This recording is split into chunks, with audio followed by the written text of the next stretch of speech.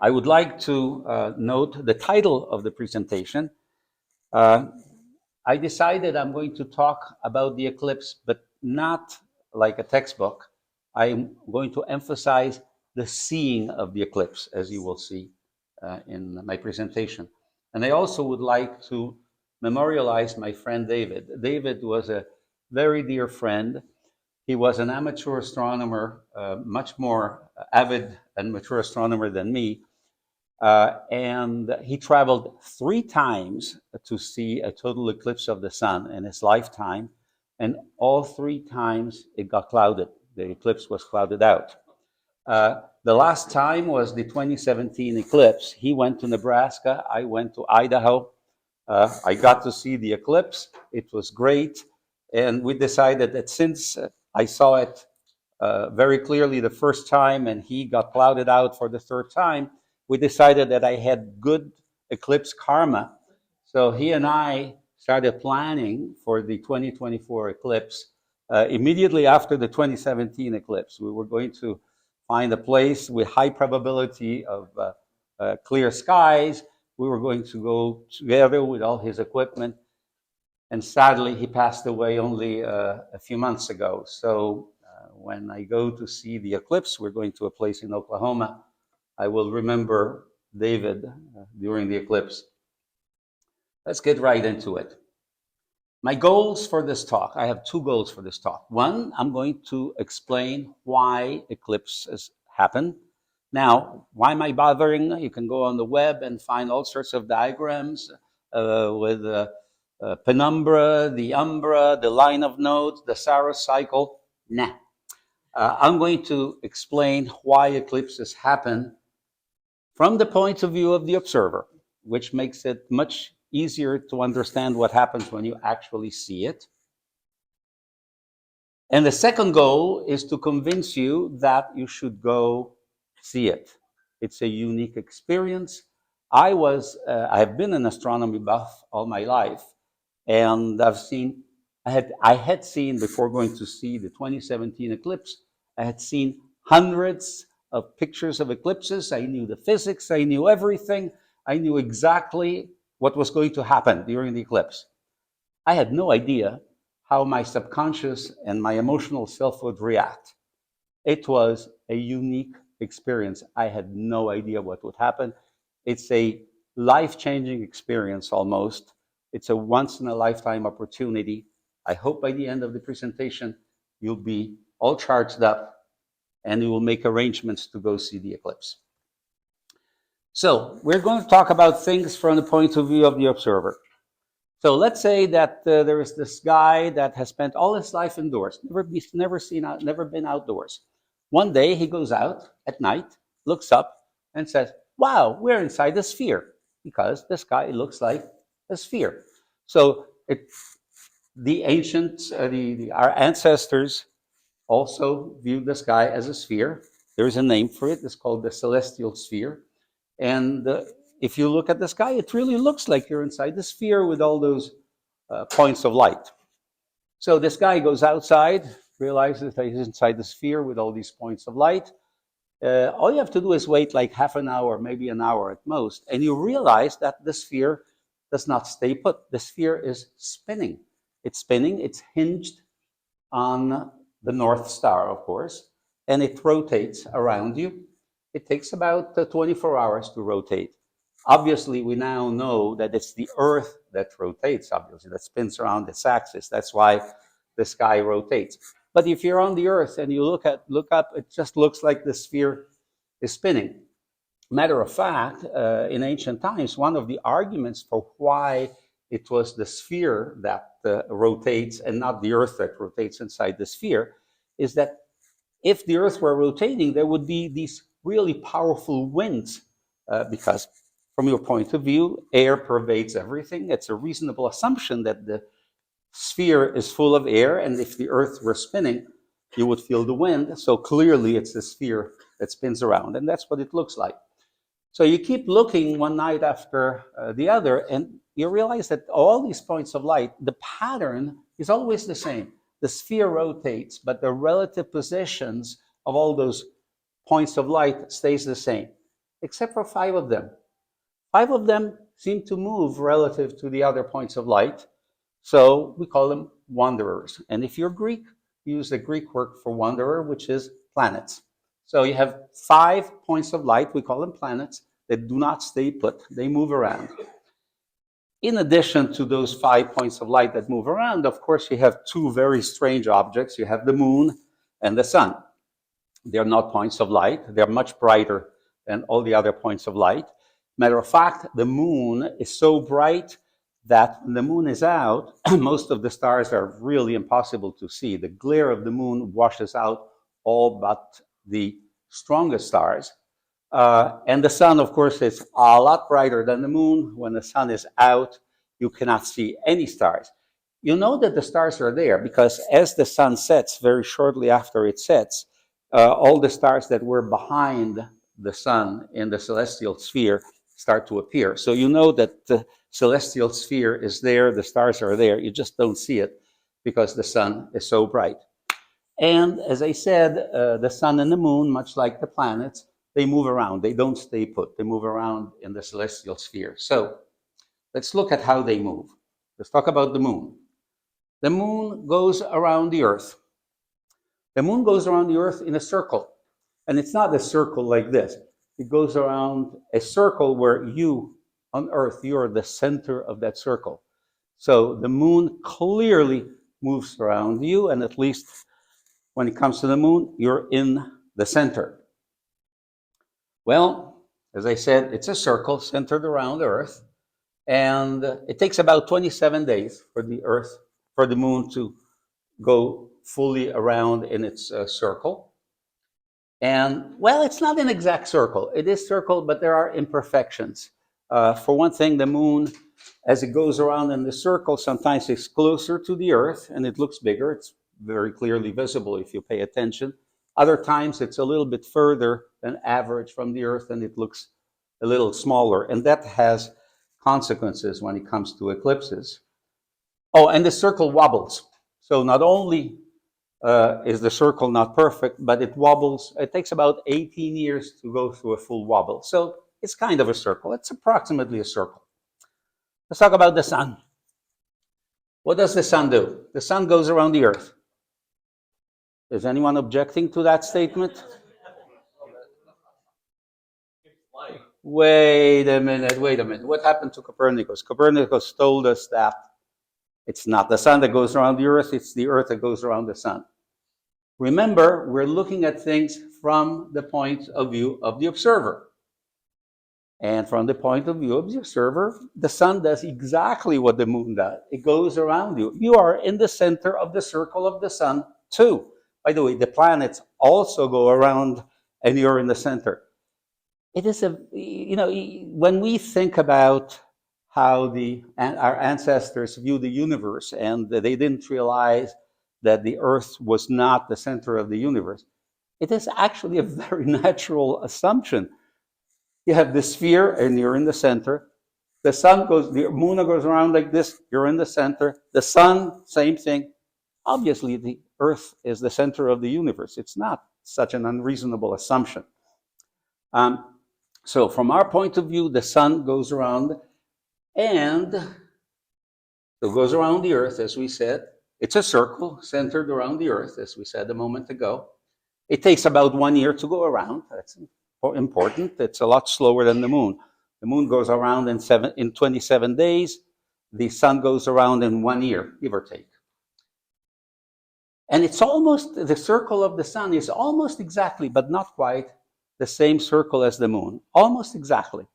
So this is important because, so let's now see what happens. Let me go back for a moment.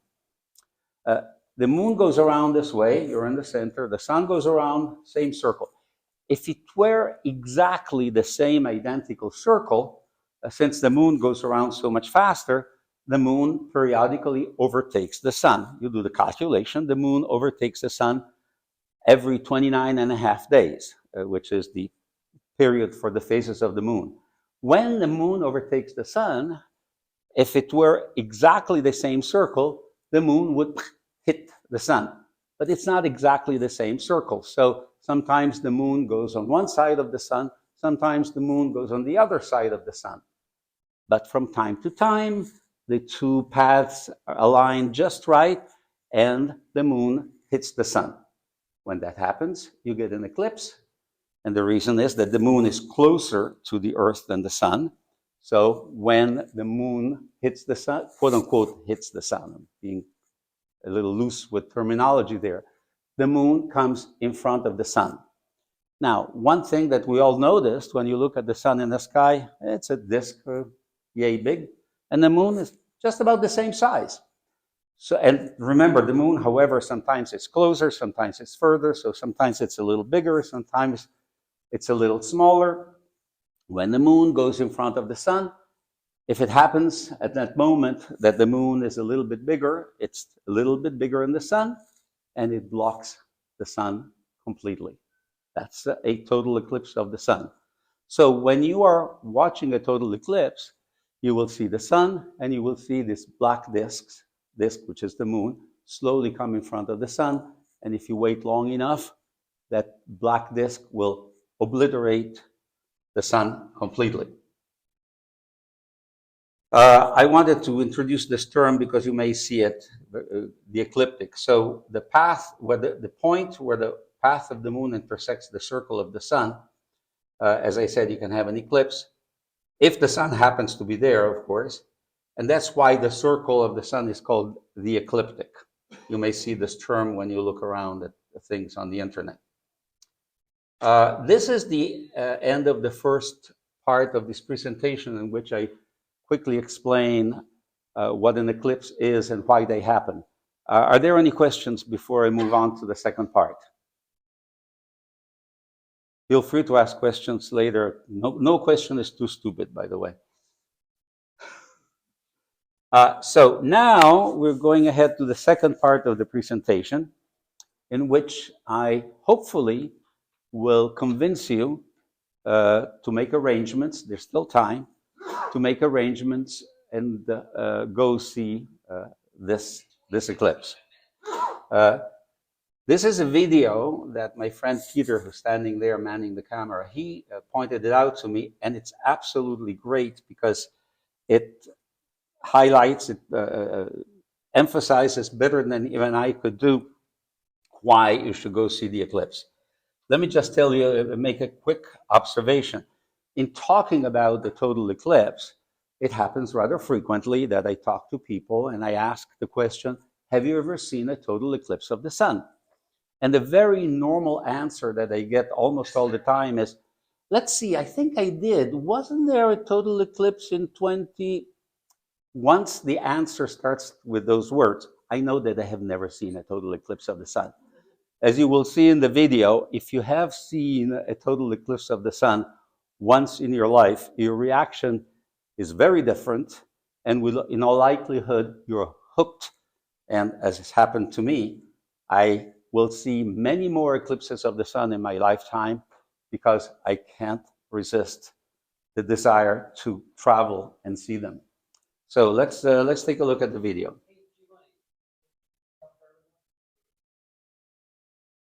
Oh yes, that's an important point. Let me stop it. So I'm going to go through a few websites to make it easy for people to go look at these websites. I put in the QR code for each website on each slide, so people who see the recorded presentation can quickly go to the websites. Also, to make it easier for you, I printed the websites and the QR codes on sheets of paper. You're welcome to take one of these on your way out. And actually, this is a good point to also start talking about the other prop that we have here. These are eclipse glasses. I'm encouraging you to go see the eclipse, but I would like not to be responsible for your loss of sight. And so we decided to provide here a number of eclipse glasses. Hopefully we have enough for everybody. So feel free to take one for yourself and one for your significant others, but kindly don't take enough for your entire neighborhood. Why should you use the eclipse glasses? I encourage you to do the following experiment. It's kind of fun. Take a piece of tissue paper, hold it in your hand. That is your retina. Take a magnifying glass from the drawer. That is the lens in your eye. Go out when the sun is out nice and bright. Hold the tissue paper like this. Take the magnifying glass, put it here, and adjust the distance of the magnifying glass from the tissue paper until you get a very, very small spot, the smallest spot that you can create on the piece of tissue paper. That spot, by the way, is called focus, which is a Latin word, and I'll tell you in a moment what it means. So when you have that, the light of the sun focused on the tissue paper, you have reproduced what happens in your eyes. Your brain, when you look at something, be the sun or anything else, the brain automatically adjusts the lens in your eye to make sure to achieve good focus on your retina. So hold the magnifying glass in focus, small spot on the retina, for 10-20 seconds and see what happens to your retina. Don't look at the sun. Also, don't use sunglasses. They're not made for that. They don't attenuate the sun well enough. Don't use something else that you think might be good. Years ago, when I was looking at an eclipse, one of my neighbors took out an X-ray plate, because it has some very dark area. It seemed like a good idea. You look at it and you see, the sun is being attenuated. Well, guess what? X-ray plates are made to work with visible light. You have no guarantee that they also attenuate the ultraviolet lights from the sun and the infrared light from the sun. So even if it looks like what you're using is good enough, you might still let a large amount of infrared and ultraviolet light into your eye, which is not a good thing. Use the Eclipse glasses that are designed for that purpose. Huh? Oh, yes, the word focus in Latin means fire. That gives you an idea of what happens to your retina.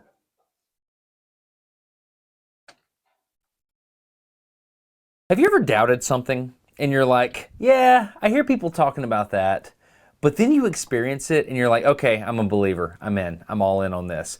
That's where I'm at with total solar eclipses. Back in 2017, I met a guy here locally. His name is Dr. Gordon Telepin. He's a surgeon, and he just told me, he's like, dude, you're gonna fall in love with eclipses. And I was like, maybe, I don't know. I've heard they're cool. And then I just went all in. I was like, okay, I trust this guy. What's the worst that can happen? I look like an idiot on the internet to millions of people. So I did it. I went out to Wyoming in 2017. I saw a total solar eclipse for the first time, and it melted my brain. I did not understand what I was seeing. In fact, all the stuff I had prepared to do, I just forgot how to do it. It was amazing. That is crazy. Take your glasses off. Oh, my word! Take your glasses off! That is bizarre. Stars. Oh wait, it's overhead sunset. And I want you to experience that as well. I was at a gathering the other night with a bunch of friends, and someone walks up to me and they're like, hey, Destin, this eclipse thing, right? Do I really need to do this? And my answer is yes, you must. Because once you see it... It was one of the most amazing and emotional experiences I've ever had, other than seeing my own children being born. I still talk about it to this day. Well, like I am now. Just, it changed my whole perception. It made me really want to see more of things like that. And the fact that it happens on the Earth for free, and you can just go see it, it's amazing. As soon as it started getting darker, you could hear the insects changing. So there were all these cicadas that were calling, and then as the eclipse started happening, the cicada sound faded out and the cricket sound faded in, and then it went in the reverse. And that blew my mind. I wasn't expecting that. I've only seen a total solar eclipse once in my life, and it was awesome in the literal meaning of the term, awe. Awful, like scary, like terrifying. Because of the immensities of the astronomical bodies involved, I felt so tiny. And that morning when I woke up knowing that it was going to happen in just a matter of hours, I became very scared. I don't know exactly why, but I think it had something to do with knowing that it was such a big event involving such big things that were so vital to our lives, and also that I could not stop it. It was inevitable. It was going to happen. I could not push a pause button and make it wait for when I was ready. I loved it. 2024, this is your biggest opportunity if you live in the United States or in northern parts of Mexico to see a total solar eclipse, and I don't want you to miss it because I love you and I want you to love eclipses. That's where I'm at. The actual moment is called totality. That's when the disk of the moon obscures or occludes the disk of the sun, and all kinds of things happen right then in that moment, and it's the only time you can see it. Like, you can see the mountains of the moon along the perimeter of the sun because you can see the jagged edges. That's called Bailey's beads. You can see what's called a diamond ring, the ejecta around the sun. You can see the corona. It's awesome. And you can only see it if you are right there in the path of totality. You have to physically be on this strip of land that goes all the way across the country. If you're 5 miles outside of that land, it doesn't work. The math doesn't work out so that you can see the total solar eclipse. We were just outside the path of totality, and I set up cameras all over the farm to see how my animals would react to the solar eclipse. And they stood there. It got dark, it got cold, it got light, it got warm again, and they just kept eating. What a letdown. So if it's at all possible, financially or with work, if you can make this trip with someone you love, go to the path of totality and see this total solar eclipse, because it's amazing. There's like tens of millions of people that are going to watch this event. So there's articles all over the internet about, oh, the animals are going to do weird things, or the weather might do this. I'm going to take some time and we're going to slowly walk through, and I'm going to ask all the dumb questions of Dr. Telepen, who literally wrote a book about this moment, by the way. He spent his spare time in between the last eclipse and this one, writing this book specifically for this moment. So we're going to learn about everything called the partial phase phenomena. Now, that's the time leading up to the eclipse and immediately after eclipse. There's really neat science stuff that happens when you're out there looking at the eclipse and just basking in the glory of the moment. You're going to know all the other stuff to look for as well, and you're going to have the cheat code. You're going to enjoy it on a different level. So let's do this. Let's go get smarter every day and check out all these neat phenomena with Dr. Gordon Telepen, and let's learn about the partial phase phenomena for the total solar eclipse. I'm going to stop it because I strongly encourage you to take the sheet of paper, go watch the entire video. The rest of the video tells you all the neat things that you can look for during the eclipse. The shadows look funny, and you have Bailey's beads, you have this and that. So you can make a list of all the things that you're going to see during the eclipse. And then, of course, the eclipse comes and you sit there like an idiot staring at the eclipse, and you forget all the things that you had planned to do, just like the guide. In the rest of the presentation, I'm going to give you advice and suggestions for how to plan to go see the eclipse. So I'm going to go through a few websites. First, obviously, you want to go to the NASA website. NASA is the authority when it comes to anything having to do with the sky, right? NASA used to have a website which is still available, is still functional. I used it to plan the trip to the 2017 eclipse. It was great for reasons only known to NASA. They have not maintained it, so the salient feature that made it useful is now not available anymore. But we'll see a substitute later in the talk. I just want to quickly click on it, show you what is there. So this is the old one. It says here, this website is available. It's no longer being updated. You can see here the list of, you can see the list of the various eclipses all the way into almost the next century. And here is the list. You can see here there are all sorts of neat things. Global map, animation, Google map. The global map is useful. It shows you the path of the eclipse with all sorts of information. One of the reasons I like this website, by the way, is that if you haven't already figured it out, I'm a nerd. And so this has all the numbers and the pieces of information that a nerd would love. I like also the GIF animation, which shows the shadow of the moon on Earth. The black dot is where you have totality. The larger dot is where you have partial eclipse. You can see how the shadow of the moon moves across the Earth. And I can see it does it pretty fast. And here you were able to get a map, an interactive map. As you can see, the interactive map is a little devoid of detail. It used to work wonderfully. It hasn't worked for about 2 or 3 years. Why they haven't fixed it in anticipation of this eclipse is a bit of a mystery to me. So NASA now has a new website, much snazzier, with all sorts of wonderful videos. I mean, look at this picture, isn't it something? And here, little circles and this and that. And I'm a nerd. I find it eminently useless. So let's move on. What websites are useful for planning how to go see the eclipse?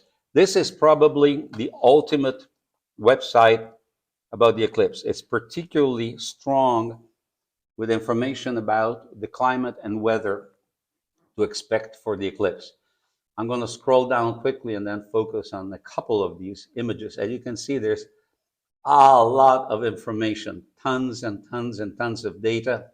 You can spend hours reading it, and you'll find virtually anything you want to know about the eclipse. By the way, this one is a map that is a little bit sobering because we decided to go to the corner of Oklahoma, and those dots show historical tornadoes from 1950 to 2018. I hope there is not a tornado when we're there. But anyway, I'm not going to go through all of these. I've highlighted here 2 pictures from that website that I think are the most important ones.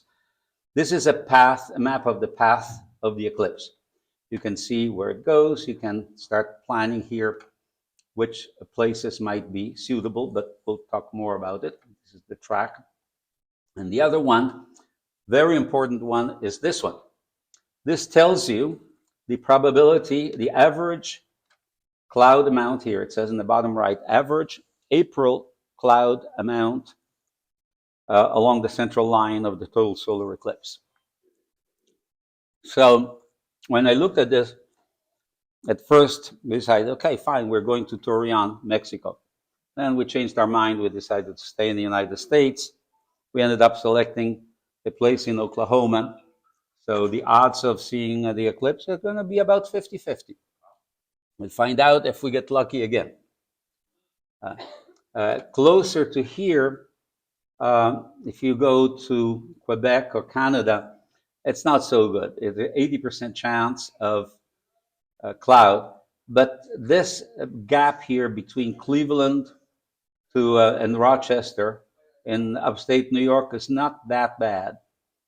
Buffalo has about 60-something% chance of clouds. Now, Buffalo, unfortunately, on April 8th, there's a reasonable chance of 2 feet of snow, but that's a different story.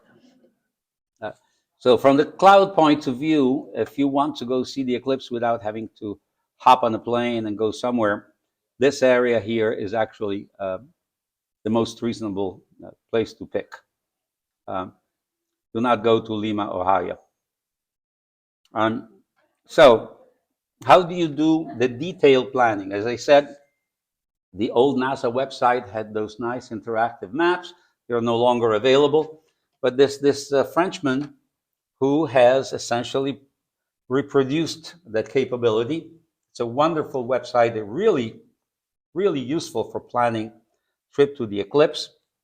If you decide to go see it, I encourage you to click on the donate button, because it would be nice for this guy to have the resources to keep the site up for future eclipses. You can see there are eclipses here all the way up to 2039. Let's click on this eclipse. This is the kind of map that you get, and like Google Maps, you can magnify and move around. Let's go to the map instead of the satellite map. So, one very nice feature of this interactive map is that with the mouse cursor, you can click on some place. I'm going to click right here, and it tells me these are the latitude and longitude of where I clicked. At this particular spot, the eclipse is going to last 3 minutes and 32 seconds, depending on how you define it, but the difference between the two definitions is minimal. Nice, 3.5 minutes of eclipse is going to start, the total eclipse is going to start at 1926. This is universal time, which means time at the Greenwich in England, in military time. The time here, Eastern Daylight Time, is 4 hours earlier than that. So if you subtract the number 4 from 19, you get 15:26. That's 26 minutes after 3 p.m. That's a good time for the eclipse. The sun is still fairly high up. You're going to get a nice, beautiful spectacle. So a place like this would be perfectly suitable to go to.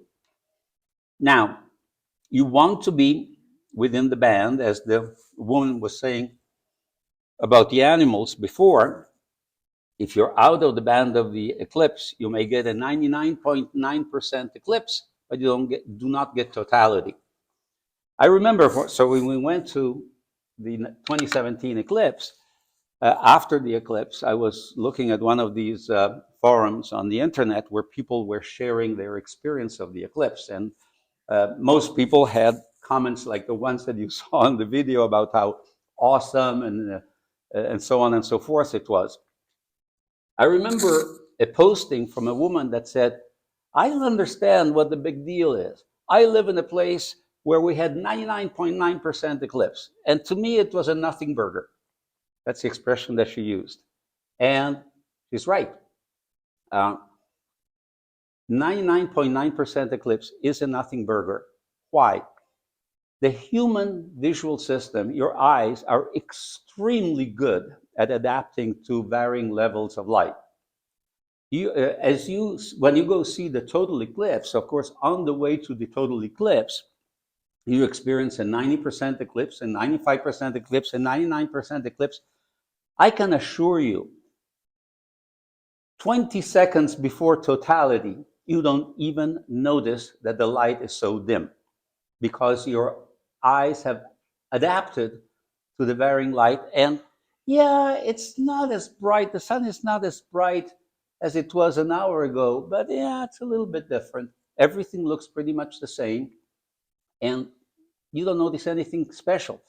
So do not plan to go here where the eclipse is. What does it say there? Yeah, the eclipse here is going to be 99.9%. It's not worth the bother.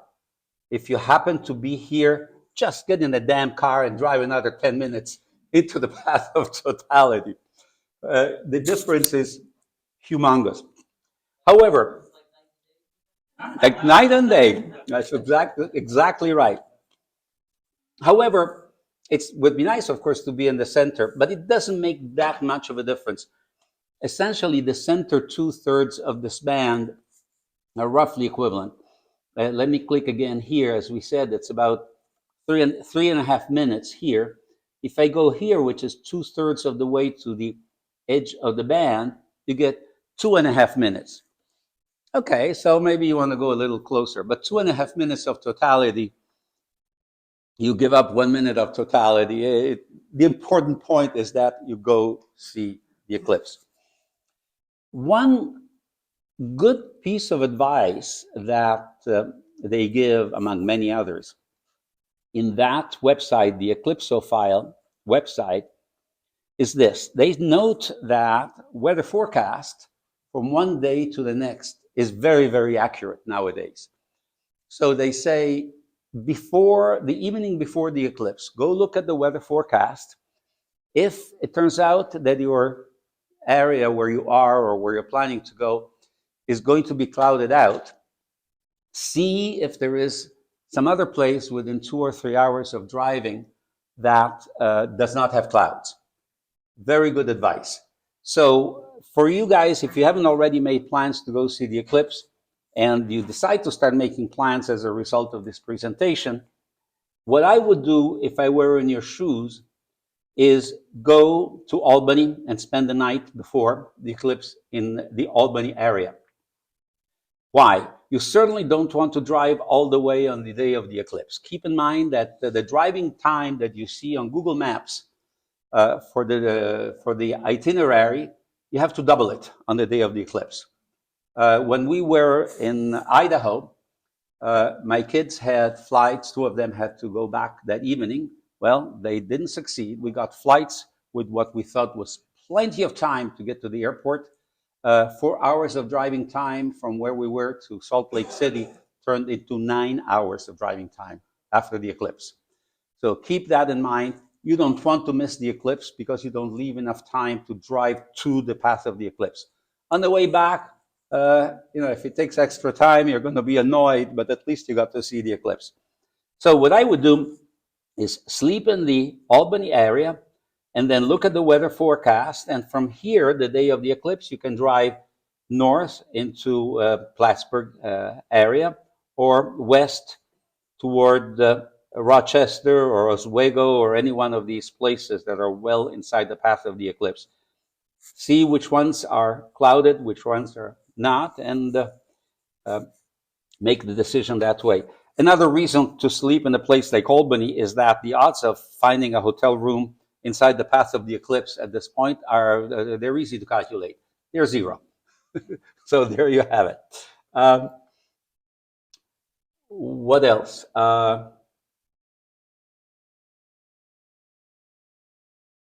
There was something else I meant to say. I forget. It'll come back to me. So regarding weather forecast, we almost have to get out of here. There's one more website that I put on the presentation. This is the website that I use for weather forecasts. It's called the Weather Underground. You can enter any location. So let me enter the location in Oklahoma where we are going. Here it is. And again, from one day to the next, what's nice, you can click. Well, it doesn't want to work right now. It's just slow. There you have it. You can click on hourly forecast, and you can click forecast for the following day. One of the columns here is cloud cover.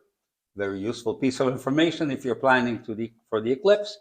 And if tomorrow were eclipse day at 1:30, which is when the eclipse occurs in Oklahoma, unfortunately, we would have 50-50 chance of seeing the eclipse. There you have it. This is pretty much all that I have to say. I want to conclude with a video of us, me and my family. In 2017, my brother and his wife and 3 children came from Italy to see the eclipse. So the audio, you will hear the audio is in Italian. Let me jump ahead. So this is a couple of minutes before totality. And this underscores what I said before. Does this look to you like there's only a fraction of 1% of sunlight? No, because the camera, much like your eyes, adapts itself to lower light level and it looks like normal. Now here the camera is aimed west, which is where the shadow of the moon comes from. I wanted to see the shadow approaching. I was told that you could see the shadow approaching, so we went to a spot where you could see the valley below, and I'm there waiting for the shadow. You can hear everybody speaking normally. There is no excitement. As I said, a 99.99% total eclipse is a nothing burger. So no one is particularly excited. In a moment, when the shadow comes, things will change. Let me jump ahead because we have to get out of here. Look here near the horizon. You can see here it's beginning to get a little darker. There's the shadow of the moon coming. It's approaching.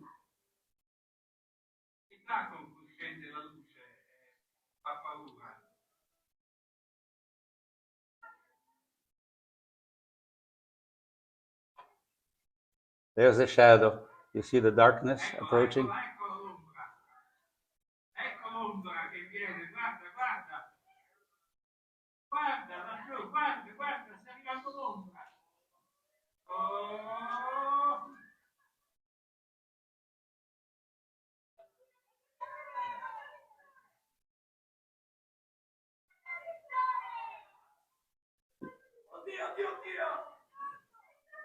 Finally, you start seeing that the light is going down. We're seconds away from totality.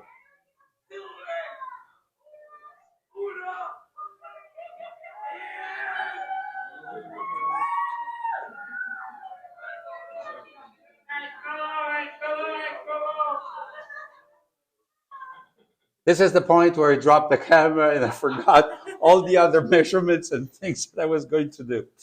So, in conclusion, the moral of the story, go see it. You'll be happy. I thank Giovanni. I want to invite you after we're here. We're going to go over to the glass room. We'll watch some videos. We'll have some cupcakes and cookies and water. I want to present Giovanni with Thank a you. lovely hat from the Antenna Propagation Society. I understand these are the nicest hats. We have a, let's see, wait. A lovely book from the Computer Society with a pen. Isn't this lovely? Thank you so much. Thank you. And in